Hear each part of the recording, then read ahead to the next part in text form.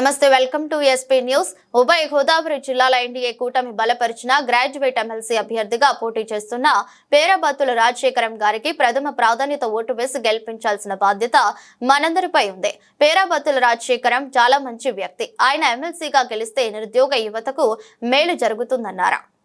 ఇప్పుడు రాబోయే ఎమ్మెల్సీ ఎలక్షన్కి పేరాబత్తుల రాజశేఖర్ గారు కూటమి తరపున పోటీ చేస్తున్నారు. ఆయనకి మేము మద్దతుగా ఆయనకి మొదట ప్రాధాన్యత ఓటు వేసి గెలిపిస్తాం. ఎందుకంటే ఈ కూటమి ప్రభుత్వాన్ని మేము చూసాం. ఈ 6 నెలలు 8 నెలల్లో కూటమి ప్రభుత్వం నిరుద్యోగులకి ఉద్యోగాలు ఇవ్వడం, అలాగే లోకేష్ గారు మొన్న చంద్రబాబు నాయుడు గారు దావోస్ వెళ్ళి మన రాష్ట్రానికి పెట్టుబడులకి రావడానికి వెళ్ళారు. అది వెళ్ళడం వల్ల మన రాష్ట్రానికి పెట్టుబడులు వస్తున్నాయి.